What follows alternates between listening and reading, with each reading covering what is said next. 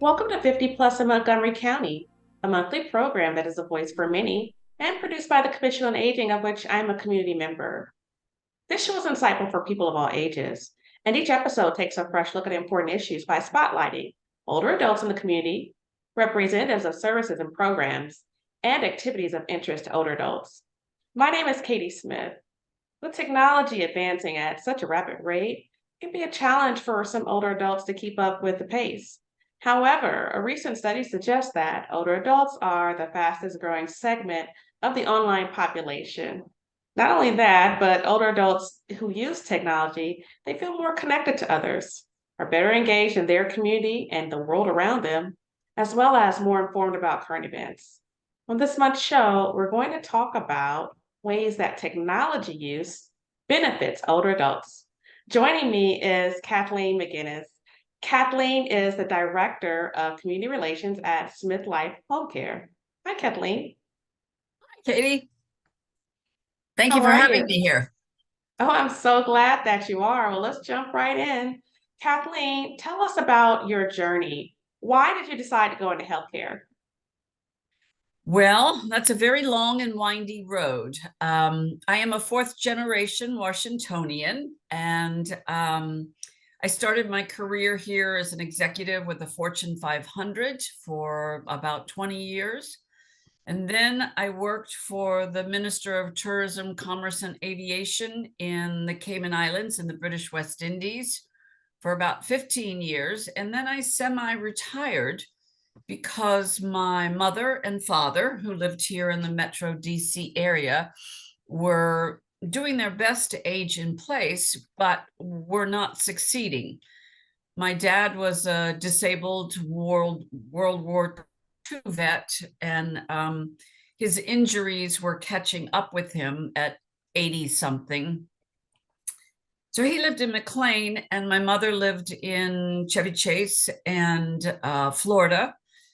And I began with a series of failures trying to help them. And I learned so much by making so many mistakes myself that when they both passed away, I decided I should put all of this experience. It was about a 4.5 year process to good use because I was kind of astonished at how much could be done with technology to help be connected to my parents. A perfect example is while my father was living in McLean, initially, he had a habit of not using his cell phone, so he would save his battery for what we don't know, but not uncommon. And then he would knock the phone off the hook so that I have no way of getting in touch with him. So as that progressed, I began to put an Alexa in his home, the smart artificial intelligence smart devices. And it progressed from there. So I didn't have to drive 30 minutes to McLean, make sure daddy was still alive, and then drive back home to my own life. So as their care progressed, my father eventually went into assisted to a nursing home after a bad fall. He was 100% dependent on a Hoyer lift to lift him in and out of bed his last year and a half of life. And I was back to work and couldn't be there every day for him. So I discovered that Alexa, you can program Alexa or your Google Assistant to read to him, 3 days a week, the 3 days that I couldn't be there. I also hired a private duty caregiver to also help support his care. And it was just amazing. He loves old Westerns. So daddy could listen to music or old Westerns. He didn't have to do anything. I just had to program his Alexa from my phone, and he was a happy camper. So when I started back to work for a smaller home care company, just as a marketing consultant and social media and other products they offered for about 6 months, and then I went to work for Smith Life Home Care, which is a sister company of the Charles E. Smith Life Communities campus, which is 38 acres in Rockville, Maryland. And I began to do talks all over Montgomery County. People would ask, nursing homes, other locations, civic groups, how can you help us with technology and older adults? And boy, did I have a lot of failures and positive things to share. Starting with my mom, when she was unable to travel any longer because of her COPD, I was able to use her iPad we had to sell our house in Florida, and just something simple like, I'm in my mother's closet. I'm like, Mom, you want to keep these shoes? You want to get rid of these shoes? The whole house. And I engaged an army of 70-year-olds to do an estate sale at her house. But we had to do it all via technology with her approval first. So she felt like she was an important part of the process. You have a very interesting, path into healthcare, and obviously, it's connected to your family. I have another question though that I want to ask you. You've used smartphones and smart devices to help care for your loved ones. What are some of the other benefits of technology for older adults? Well, we have so many great products now. I think there's an abundance of helpful products on the market. And again, much of it was learned, some of it was learned from my clients, but the most significant learning curve was on my own family. And my husband was diagnosed with frontal temporal dementia and supranuclear palsy, which is an offshoot of Parkinson's disease, around 2015. So in my experience with him, as he progressed through his illness and eventually passed away in 2020, again, I learned by failures or surprises. So makes me feel better about sharing my experience with the community out there, so they don't have the same hiccups I did. I could tell my husband, stay in that chair, don't leave. And then I'd go out and do errands, and I'd come home and he wouldn't be there. I'm like, oh my goodness. So he just wanted to walk to the store to get a gift for a grandchild. But so, he's found with his walker going down River Road, which is busy. And then, of course, he has a fall. So I discovered GPS insoles to put in his sneakers. I also got an Apple Watch for him, which is an incredible device. Expensive. I found it to be expensive, but it also had GPS tracking. The smart insoles in shoes is a good product with particularly with Alzheimer's people who don't like to wear a medallion, and they will often take off their watch as Joe would. So between the insoles and his watch, I could find him almost anywhere. The watch especially, when Joe had a bad fall and broke his back, he went into a rehab and then assisted living for 60 days while they did his rehab. But again, he was long distance. He would walk out of the facility and I could see Joe McGinnis is on Connecticut Avenue and he's fallen. Like, oh my gosh. Anyways, I could get out a full alert. The Apple Watch will alert a family member. It would also alert Joe saying, we see you've taken a fall. Are you okay? And if he was aware enough, he could say, okay. And if he wasn't, it would still tell me where he was, and 911 would be called. The other thing I found really helpful for Joe in assisted living while he was there was, again, Alexa, and the phone. Joe would not answer his phone, and there's no phone in many rooms. So Alexa, I can talk to my Alexa on my phone here, my Alexa, and program his Alexa. So whether you're across the street or 20 miles away, I could nag him long distance, and say, Kathleen is coming at 3 o'clock on Alexa. It would set up a reminder. And then, as part of soothing, music is a wonderful tool for people that have dementia, mild or advanced. He loved doo-wop music.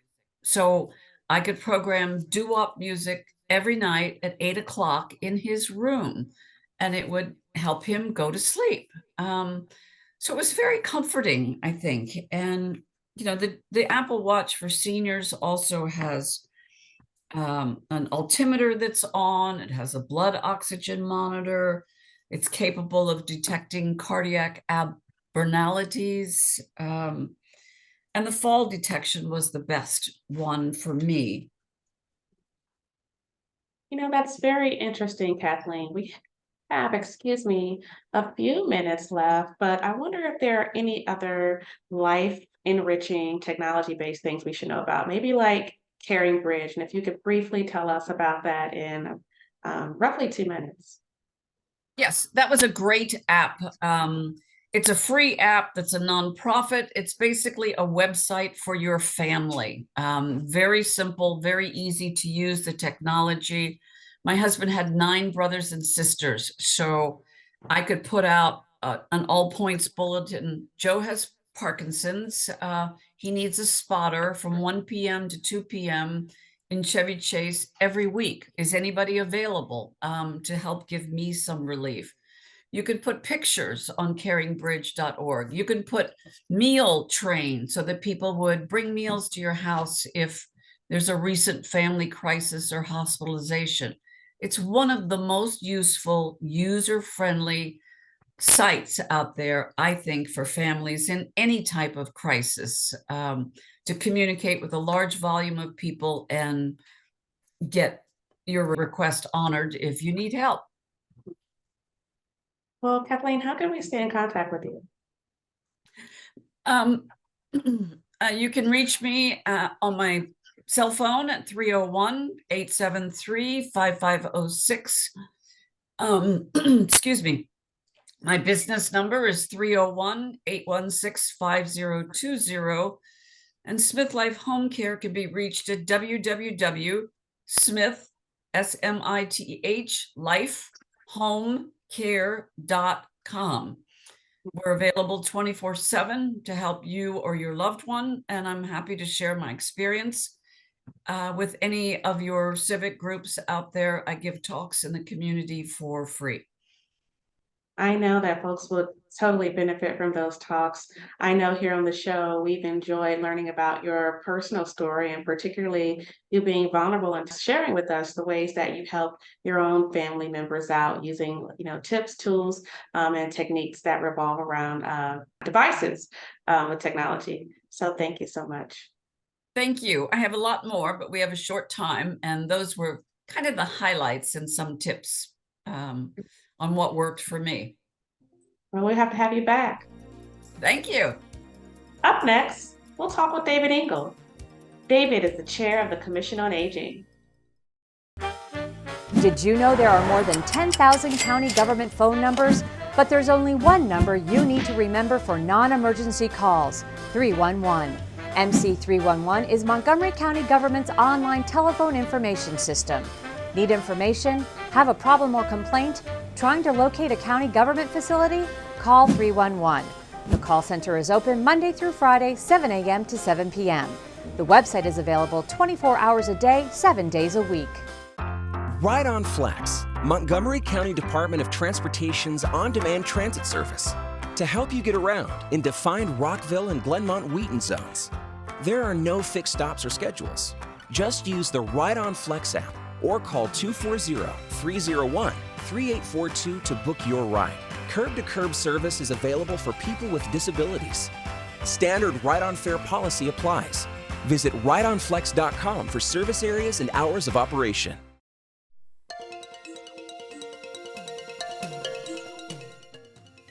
Welcome back to 50 Plus in Montgomery County. Joining me is David Engel. David is the chair of the Commission on Aging. Hi, David. Hi, Katie. How are you? Doing well, thank you. Well, David, let's go ahead and jump in. Tell me about the work of the Commission on Aging, or COA. The Commission on Aging was established in 1974, and it operates to improve the conditions of the older adult population of the county, which, as you know, is the fastest growing demographic in our county. The Commission on Aging is one of the 75 boards, committees, and commissions that help counsel the government in areas of our constituencies, and our constituency is older adults. The Commission serves as the advisory council to the Area Agency on Aging, and members of the Commission are volunteers, and we apply and are appointed by the county executive. Do you have committees on the COA? Well, yes, we have about 25 members in the commission, broken up into different committees, and the committees are the Health and Wellness Committee, the Communications and Outreach Committee, the Aging and Community Committee, and Public Policy Committee. And what do they do, David? If you can elaborate a little bit more on the functions of those committees. Sure, be happy to. Well, the Communications and Outreach Committee is one of the committees that helps produce this show, 50 Plus in Montgomery, and also works to improve the outreach of all the programs that are for older adults in the county. The Health and Wellness Committee, for example, now is working on a program called Life Transitions as We Age. So that might be legal, financial, different documents you need. And so the result of that will be a presentation and some fact sheets to help older adults with resources to help them get their affairs in order as they go through these life transitions as we all get older. The Public Policy Committee is working currently on what's happening in Maryland legislature. So we review the bills that affect the older adults in Montgomery County, and then we'll testify on behalf of the commission and on behalf of the older adults in Montgomery County to try and get those bills favorable attention and get passed into law. And then lastly, the Aging and Community Committee. Aging and Community Committee is working currently on technology, and technology specifically on how to help older adults age in place. David, what about your volunteers? Do they have to be older adults? Can someone from a younger generation be a part of the COA?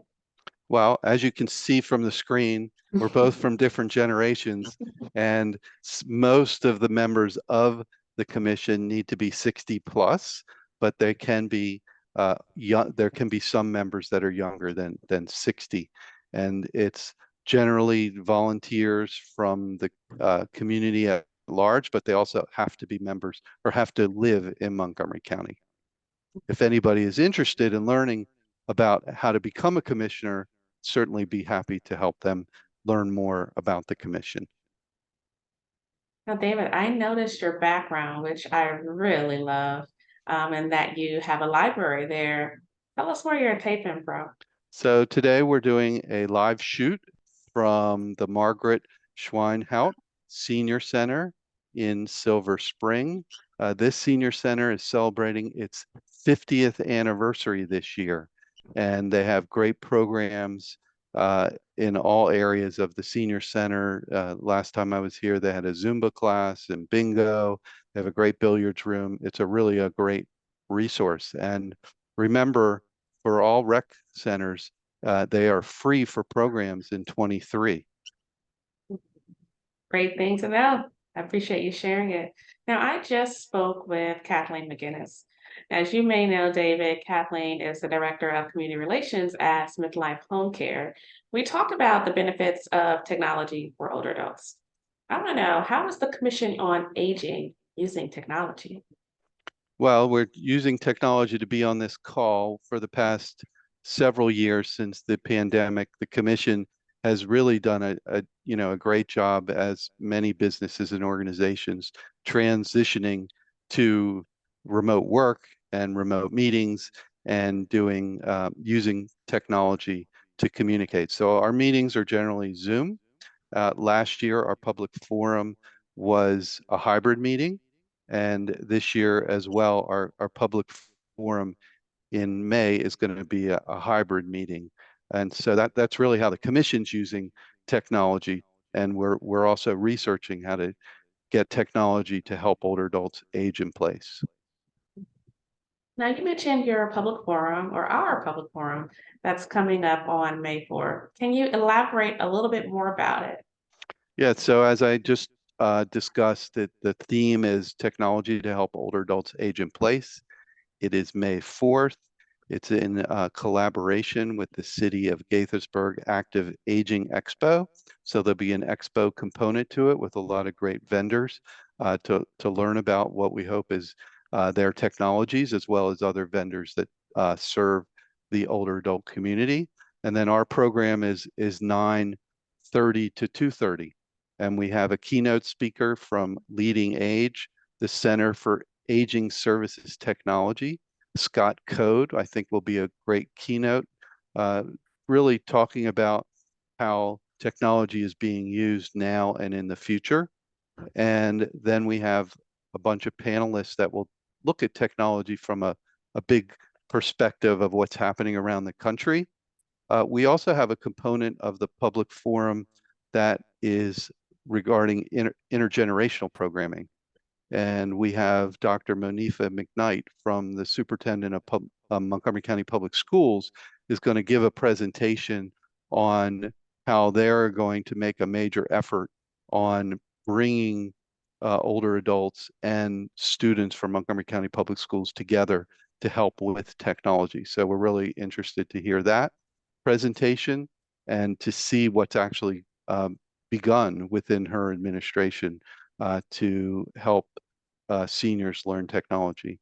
And the afternoon panel is going to be a bunch of panelists that will talk about what's happening now in Montgomery County. So we're really excited about the presentation. And it's at the Bora Park Senior Center or Activity Center in Gaithersburg, Maryland. That sounds exciting, and I certainly can't wait to join. David, is there anything else that you would like to share with us? Something that we didn't cover, but perhaps as a focus area for the Commission on Aging? Well, the focus areas of the commission change each year, especially with groups like the Health and Wellness and Aging and Community Committees. And so they will be moving the focus into possibly housing. People love living in Montgomery County. They don't always love paying for it. So, affordable housing is a big deal. What I'd really like people to know is that if they need services or they want to find a program, to call the helpline 240-777-3000.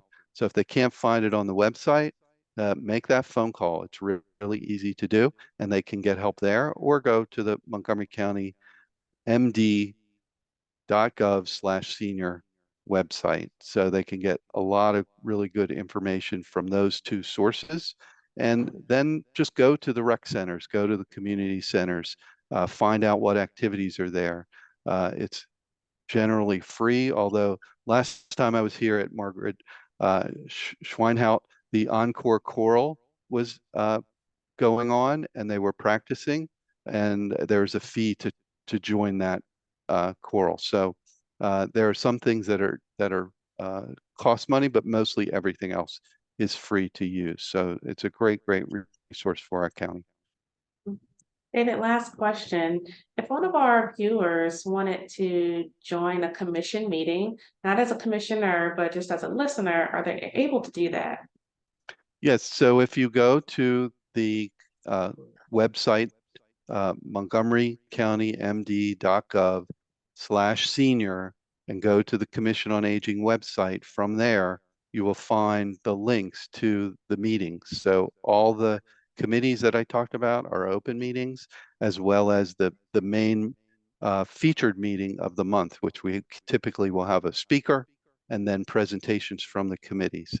So that is also a great resource, and it's open to the public. How can we stay in contact with you, David? You can stay in contact with me through the county liaison, Tremaine Jones. You can email her or give her a call, and they can certainly forward that to me, and I'd be happy to respond to any questions that anybody has about the commission, about older adult resources. Happy to talk about anything regarding the county. Well, David, I've certainly enjoyed our conversation, and I hope that all of our viewers will tune in to May 4th, the public forum. And if they can attend in person, they can do so. And it's also hybrid, or is it just in person? Can you remind us? Yes, so it is a hybrid event, and there'll be a Zoom link that'll be sent out. And we feel that the presentations will be great in person, but we also know that not everybody can get to all parts of the county. So we will present it as a hybrid option as well. That's great. Thanks again, David. Thank you, Katie. Well, that concludes our program for today. We learned about how to use technology to help us stay engaged, healthy, and connected to those we love, as well as information about the Commission's upcoming public forum on May 4th. As you can see, the voices of those 50 plus matter every day and in every way. To learn more about services for seniors in Montgomery County, please visit the Montgomery County Seniors website by visiting montgomerycountymd.gov/senior or call the Senior Resource Line at 240-777-3000. And as always, thank you for watching 50 Plus in Montgomery County.